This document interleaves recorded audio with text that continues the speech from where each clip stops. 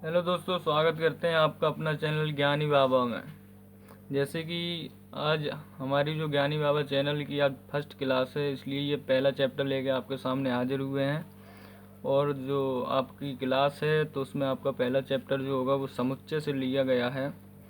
तो इसमें जो रिवीजन के तौर पे हमने इसको सेट किया है एक पूरा टॉपिक। तो इसमें आपका जो पहला टॉपिक है वो समुच्चय से है। पहला क्वेश्चन देखिए, यहाँ पे लिखा है कि जे अक्षर से प्रारंभ होने वाले वर्ष के महीनों का समुच्चय। तो आपको पता होगा कि जे अक्षर से कौन कौन से मंथ जो है आपके स्टार्ट होते हैं। तो देखिए, मैंने यहाँ पे लिखा है कि जनवरी जो जे से स्टार्ट होता है, जून वो भी आपका जे से स्टार्ट होता है, और जुलाई वो भी आपका जे से स्टार्ट होता है। इसलिए जे अक्षर से प्रारंभ होने वाले वर्ष के महीनों का समुच्चय ये आपका आंसर हो जाएगा। ठीक है। उसके बाद दूसरा जो क्वेश्चन है आपका वो है भारत के 10 सबसे अधिक प्रतिभाशाली लेखकों का समुच्चय। तो इसमें क्या होगा कि भारत के 10 सबसे अधिक प्रतिभाशाली लेखकों का समुच्चय ऐसा पॉसिबल नहीं हो सकता कि हम किन्हीं भी 10 लेखकों का जो है कि परिभाषित कर पाएँ। इसलिए इसका जो समुच्चय वो निर्धारित नहीं है। ठीक है। अगला जो क्वेश्चन है, विश्व के सर्वश्रेष्ठ 11 बल्लेबाजों का संग्रह। तो विश्व के सर्वश्रेष्ठ 11 बल्लेबाजों का संग्रह, जैसे कि आपका दूसरा क्वेश्चन है कि भारत के 10 सबसे अधिक प्रतिभाशाली लेखकों का संग्रह। जिस प्रकार ये क्वेश्चन आपका जो है परिभाषित नहीं किया जा सकता या समुच्चय में नहीं लिखा जा सकता, उसी हिसाब से जो है आपका जो तीसरा क्वेश्चन है कि सर्वश्रेष्ठ 11 बल्लेबाज वो भी आपके डिफाइन नहीं किए जा सकते। और इसके आगे देखिएगा जो आपका अगला क्वेश्चन है, आपकी कक्षा के सभी बालकों का संग्रह। हाँ, ये तो पॉसिबल है, अतः यह एक समुच्चय है, क्योंकि जो हमारी कक्षा के सभी विद्यार्थी हैं उनका एक संग्रह बिल्कुल होगा। ये बात तो सही है। इसलिए जो है इनका समुच्चय बिल्कुल क्लियर है, निर्धारित किया जा सकता है। आसमान में तारों का संग्रह, बिल्कुल ये समुच्चय है, क्योंकि ये जो आसमान में है सभी तारों का संग्रह है, इसलिए ये समुच्चय में निर्धारित किया जा सकता है। ये आपका फर्स्ट टाइप का क्वेश्चन था जो मैंने आपको बताया। उसके बाद जो आपका सेकंड टाइप का क्वेश्चन है इसी चैप्टर से लिया गया है, वो आपके देखिए प्रश्न नंबर 2 में है। तो प्रश्न नंबर 2 का भी बाद में देखते हैं, उससे पहले हम कुछ क्वेश्चन इसमें और दिए गए हैं वो हम देख ले रहे हैं यहाँ पे। जैसे कि यहाँ पे आपका दिया गया है प्रश्न नंबर 3 में कि रोस्टर रूप में समुच्चयों को लिखिए। ठीक है। इसमें दिया गया है आपका कि ये समुच्चय x सच दैट x एक पूर्णांक है और -3 greater than x and less than 7, ये आपका दिया गया है यहाँ पे। तो देखिए, एक पूर्णांक का मतलब माइनस, हमारे जो इंटीजर होते हैं 2 टाइप्स के होते हैं, एक तो पॉजिटिव होता है, दूसरा नेगेटिव भी होता है। तो आपको पता है कि उन सभी इंटीजरों को लिखना है जो हमारा -3 से लेके और भैया जो आपका 7 तक होकर जाता है। तो हमें पता है कि -2 -1 0 +1 +2 +3 एंड 4 एंड 5 एंड 6 जो आपका ये पूर्णांक है। जो आपका क्वेश्चन कह रहा है कि x सच दैट x एक क्या है, आपका पूर्णांक है, और आपकी जो कंडीशन है वो यहाँ पे आपको दे रखी है। तो इस टाइप के जैसे भी क्वेश्चन, अगर आपको इस टाइप के क्वेश्चन दिख भी जाए कहीं, तो आपको घबराने की बिल्कुल भी ज़रूरत नहीं है, और आपको इसी हिसाब से करना है जैसे कि मैंने यहाँ पे किया है कि -3 से लेके आपका 7 तक।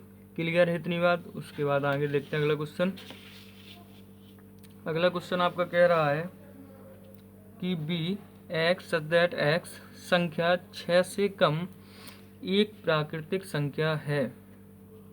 देखिए, अगर 6 से कम एक प्राकृतिक संख्याओं का अगर समुच्चय की बात करें हम, तो आपको पता होगा कि 1 2 3 4 5 जो ऐसे नंबर हैं, ये कैसे नंबर हैं, आपकी प्राकृतिक संख्याएं हैं। क्योंकि क्वेश्चन में हमें प्राकृतिक संख्या कहा गया। बच्चों को यहाँ पे डाउट होता है सबसे बड़ा कि सर आपने इसमें 0 नहीं लिया। तो यहाँ पे मेरा कहने का मतलब ये है कि 0 मैंने इसलिए नहीं लिया यहाँ पे, क्योंकि यहाँ पे आपका प्राकृतिक संख्या कह रहा है, और प्राकृतिक संख्या जो होती है आपकी हमेशा 1 से स्टार्ट होती है, 0 से स्टार्ट नहीं होती हैं। इसलिए मैंने आपका यहाँ से 1 से लिया, 1 2 3 4 एंड 5। क्लियर है इतनी बात। उसके आगे देखते हैं। आपका क्वेश्चन नंबर तीसरा कह रहा है कि ट्रिग्नोमेट्री शब्द के सभी अक्षरों का समुच्चय।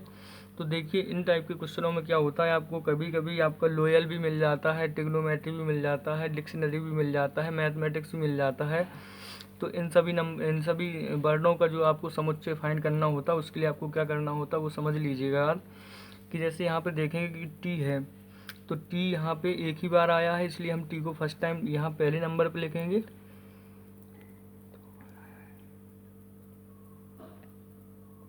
अच्छा सॉरी, यहाँ पे देखिए टी जो है आपका जैसे फर्स्ट टाइम आया तो यहाँ पे लिख दिया, और देखना है कि यहाँ पे टी जो है आपका और कहीं तो नहीं है। हाँ, एक बार और है आपका जो टी, लेकिन हमें इसको लिखना केवल एक ही बार है। ठीक है, इसका सीक्वेंस यही होता है कि जो नंबर जैसे लिखे हैं, जो भी वर्ड जैसे लिखे हैं, उनको हमें वैसे ही लिखना है। लेकिन अगर कोई नंबर रिपीट होता है तो उसको हमें दोबारा से नहीं लिखना है, केवल उसी के स्थान पर जो है उसको एक ही बार लिखना होगा। ठीक है, उसके बाद आर है तो आर लिख दिया, आई है तो हमें, लेकिन ये देखना है कोई नंबर रिपीट तो नहीं हो रहा। अगर रिपीट हो रहा है तो हमें रिपीट को उसको दोबारा नहीं लिखना है, केवल उसी स्थान पे केवल एक ही बार लिखना है उसको। ठीक है, उसके बाद ये हो जाएगा, समझ में आ गया। उसके आगे देखिए एक्स दैट एक्स एक अभाज्य संख्या है जो 60 की भाजक है। तो उन सभी नंबरों को लिखना है जो हमारे 60 को भैया पूरा पूरा डिवाइड करती हैं। ये 60 की भाजक हैं, तो भाजक में देखिए 2, 3 और 5। ठीक है, अगर हम इनके फैक्टर करेंगे तो आपका यही हो जाएगा, इसलिए हमारे, क्योंकि हम इसके फैक्टर करेंगे 60 के, तो 2, 3, 5 और उसके आगे जो आपके नंबर होंगे तो इन्हीं के गुणज होंगे। इसलिए हमें हमें हमने हमने इससे पहले जो आपका देखा ट्रिग्नोमेट्री नंबर में, तो आपका क्या हुआ यहाँ पे कि जो ट्रिग्नोमेट्री नंबर में देखा तो हमें रिपीट नंबर होता है, उसको दोबारा नहीं लिखना होता है। वैसे हमने 60 के अगर फैक्टर कर लेंगे तो यही नंबर आपस में रिपीट होंगे, इसलिए हमने इनको एक ही बार केवल इनको लिखा है। ठीक है, उसके आगे देखिए प्रश्न नंबर 4 कह रहा निम्नलिखित समुच्चयों को समुच्चय निर्माण के रूप में लिखिए। तो कह रहा 3, 6, 9, 12, जैसे कि हमने पहले इससे पहले क्वेश्चन किए, इनका जस्ट उल्टा ये यहाँ पे दिया गया है। मतलब क्वेश्चन दो टाइप से पूछेगा, या तो आपको कहेगा कि समुच्चय निर्माण के रूप में लिखिए, या फिर पूछेगा आपसे कि समुच्चयों को लिखिए। दो ही प्रकार से पूछेगा क्वेश्चन। तो देखिए यहाँ पे इसका जो हमने इससे पहले वाले क्वेश्चन करे हैं उनका जस्ट ही उल्टा है। जैसे 3, 6, 9, 12, तो यहाँ पे क्या हो जाएगा कि x such that at x और 3n, मतलब n क्या है यहाँ पे एक नेचुरल नंबर होगा जो आपका क्या है 1 से ज़्यादा है लेकिन 4 से कैसा है कम है। क्लियर है यहाँ पे। अगला क्वेश्चन देखिए 2, 4, 8, 16, 32, तो यहाँ पे क्या करना है, आपका 2 दिया है, x सच दैट x, यहाँ पे 2, और आपको क्या करना है यहाँ पे 1 कर देना है। ठीक है, देखिए यहाँ पे x सच दैट x, यहाँ पे देखो 2 दिया, 2 और एक नेचुरल नंबर होगा n। उसके बाद हमने यहाँ पे कंडीशन क्या बनाई है कि 1 से तो ग्रेटर देन होगा एंड 5 से कैसा होगा लेस देन होगा। ठीक है, क्योंकि मल्टीप्लाई में होगा, इस वजह से आपका ये यहाँ पे क्लियर हो गया। ठीक है, इसलिए ये आपका यहाँ पे आंसर होगा। उसके आगे देखिए 5, 25, 125, 625, तो यहाँ पे आपका क्या होगा कि x सच दैट x 5 हो जाएगा, एंड यहाँ पे क्या हो जाएगा 1 से तो एबव होगा लेकिन 4 से कैसा होगा लेस देन होगा। ठीक है,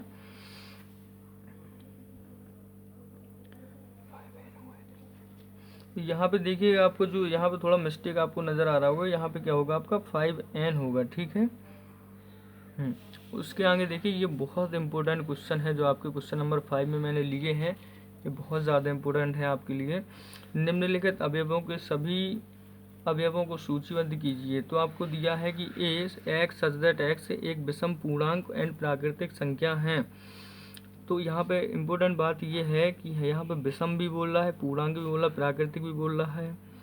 तो यहाँ पे समझने वाली बात ये है कि यहाँ पे आपको 0 से नहीं लेना है, क्योंकि पूर्णांक लिखा है तो बच्चे ये समझेंगे कि माइनस भी चला जाएगा, 0 भी हो जाए, कुछ भी हो जाएगा, लेकिन ऐसा कुछ नहीं होगा, क्योंकि प्राकृतिक भी बोल रहा है और आपका विषम भी बोल रहा है। क्योंकि अगर हम प्राकृतिक ना बोलता तो आपका माइनस में भी चला जाता है, कुछ भी वगैरह वगैरह।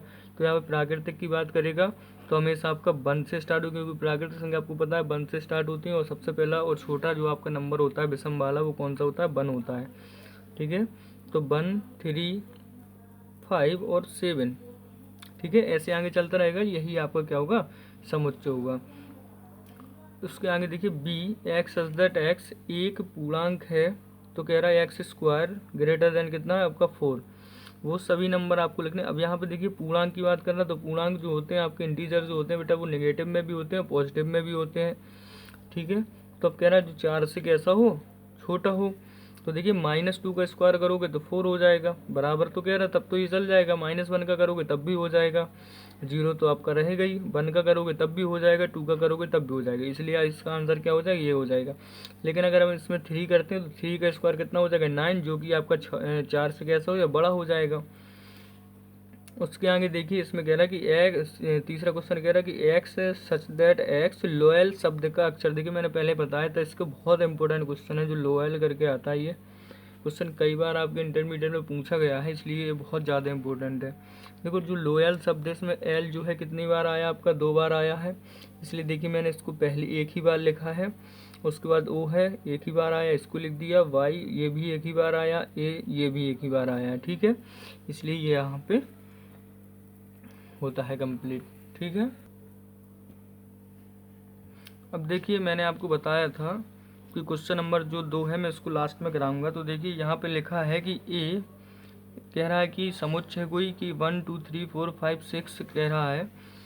तो कह रहा है रिक्त स्थानों में उपर्युक्त प्रतीक belongs and not belongs to, ठीक है, इसको भरना है आपको। इसमें लिखा है कि 5 खाली स्थान ए यहाँ पे क्या है कि जो आपका जो समुच्चय ए या अवयव है, तो ए में जो भी अवयव है वो क्या है, इसका 5 कह रहा।